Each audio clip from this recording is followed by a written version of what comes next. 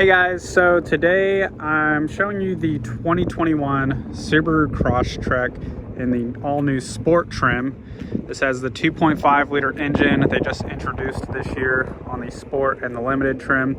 You can still get the 2.0 liter in the base model and the premium, but one of the big complaints with Subaru owners over the last few years, and even just anybody who's test driven the Subaru Crosstrek, is that they felt that it was underpowered and they wish it had a little bit more get up and go. So to address that, Subaru has incorporated this new trim level and this all new 2.5 liter engine.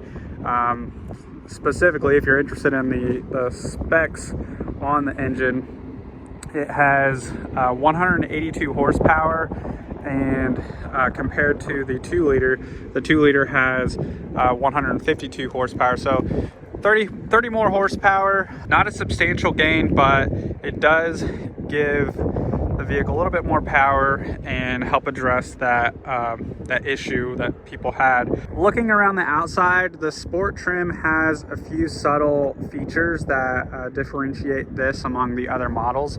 One of the first ones you may notice is that they actually have the yellow sport trim badge on the back, and with the badges, the Crosstrek and then the Subaru badge as well, they've got it almost looks like a black, it's like a matte dark gray finish, which I think looks really good on this color. There's a good contrast between the cool khaki gray and that dark gray badging. The wheels are also a metallic gloss finish in a dark gray, so that may be kind of hard to see on camera, but I'll try to show you guys. So in the sun, like today, it has a nice pop to it, and again, I think that looks really good with the wheels, have a good contrast with the body color on this one. The Sport also has a color match mirror cap, so this is also the metallic dark gray that the wheels have, so it matches that nicely. And on the inside, this also has keyless access, so you can, the keys are in my pocket right now, you can lock it by putting your thumb on these two little lines there. I don't know how easy that is to see. Or you can unlock it as long as your keys are within a certain distance. You can unlock it just by putting your hand on the inside of the handle. So with the sport trim, this looks like leather interior, but it's actually called StarTech, and it is a water repellent material. And actually, I think it's more comfortable than the leather that is traditionally offered, which you can still get in the limited trim. They also have the yellow stitching right here and throughout the side bolsters on the seat and even up on the dash, which I think the stitching up on the dash like this kind of gives off the vibe of like a, you know, a little bit of a higher end vehicle, which is nice to see in a Crosstrek. They also have this accent piece on the steering wheel. Not sure how I feel about that, but that's one thing that they added with the sport trim specifically. Go ahead and start it up.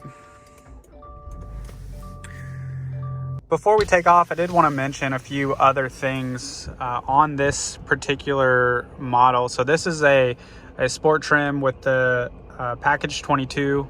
With that, you get these blind spot indicators and the mirror caps. You also get the moonroof here, which opens up all the way.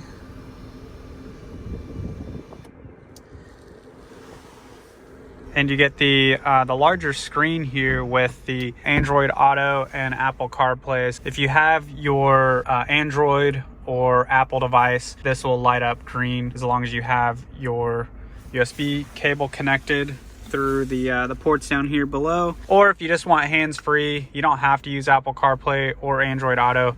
You can connect your phone wirelessly here just through Bluetooth and listen to music and things like that. But you also have the voice command controls over here, so once your phone is connected, it's really easy to make phone calls and receive calls on your phone and talk hands-free. Got over here the cruise control.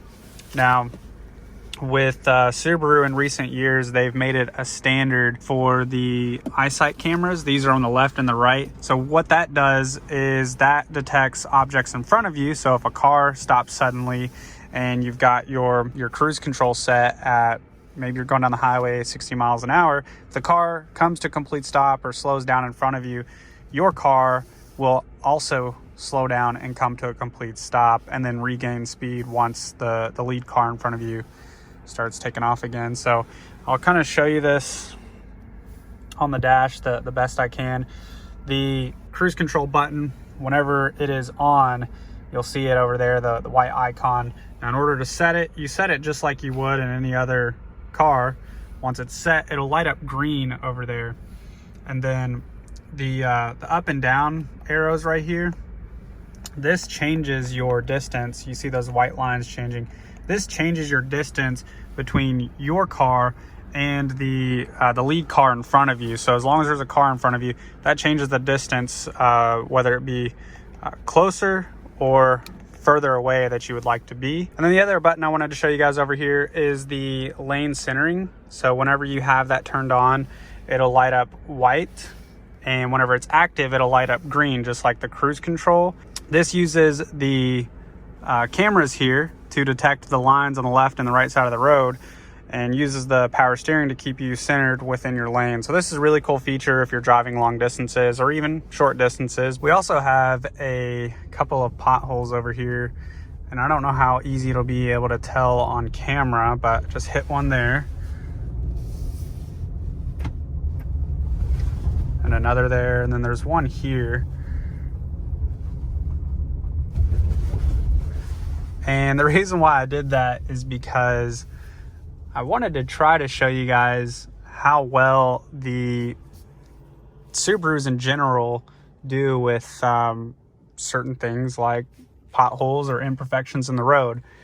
Now, I drive it's not a lowered car, but just from the manufacturer, it is a 2011 Honda CRZ, so it's naturally a low car, and anytime I hit a bump or a rock in the road, I can feel the imperfections. So this is a huge upgrade from what I drive, but if you're already driving an SUV, you may honestly not notice that much of a difference, but that's what I'm used to.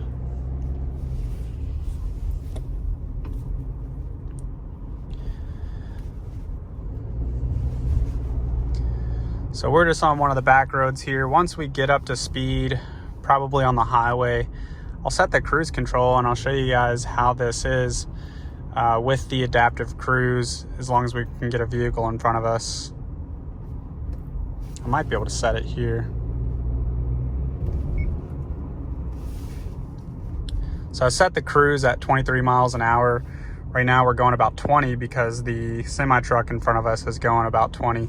But as you can see on the dash, it's lit up green for both the cruise control and the lane centering. So it's actually using the lane centering right now on its own, but it's beeping at me because I don't have my hands on the wheel. So now that I have my hands back on the wheel, we're good. But you'll see we're kind of going on a little bit of a curvature and in the road, and the vehicle senses that with the lines in the road, and it will also go with the curve in the road. So again, it's yelling at me at the dash, on the dash, to keep my hands on the wheel. But I'm actually not, I know it's hard to tell right from this angle, but I'm not applying the brake. It's doing it for me with the adaptive cruise.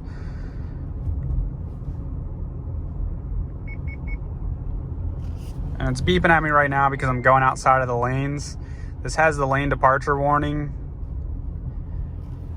And another, kind of glad that that truck was there to show you that even if you have the lane centering active, if you need to merge out of your lane for whatever reason, maybe you're getting off the exit or you just need to get in the other lane, or in that example, a car was kind of in the way, so we had to get into the middle lane, it'll allow you to do it.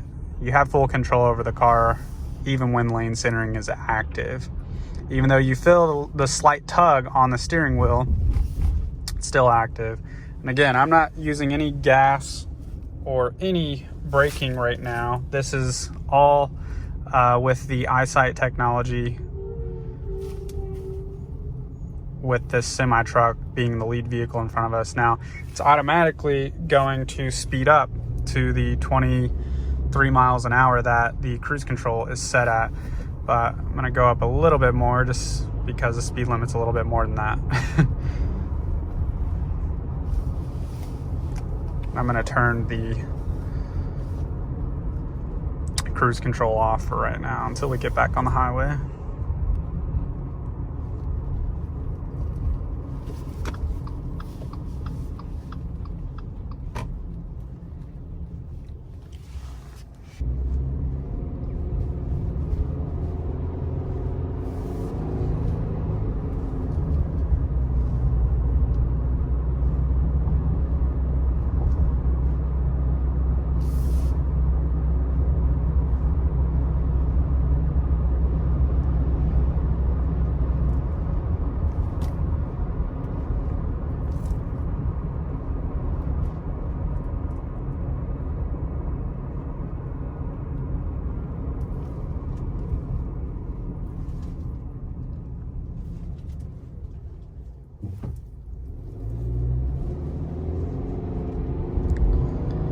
I feel like the 2.5, you know, it's a subtle difference between the 2-liter, but it is, I think, well worth the upgrade to the Sport or the Limited to get that larger engine. You know, the Crosstrek's not made to be a sports car by any means. It's made to be an all-wheel drive vehicle that's versatile, that gets great gas mileage, but also has the capabilities to drive on mountain roads and drive on off-road terrain in order to maybe get to a trailhead or whatever it may be. Is designed for that anyways, but I think that it has more than enough power now to satisfy most people. And you know, honestly, if you're looking for a Subaru with more power, then I would suggest looking at a Legacy with the 2.4 liter turbo, or an Outback with a 2.4 liter turbo. Those are the XT version if you're really wanting something with more power. But unfortunately, they don't have the 2.4 turbo in the Crosstrek, at least as of yet. I'm not sure why. But yeah, this is something that I think the majority of people would be more than happy with.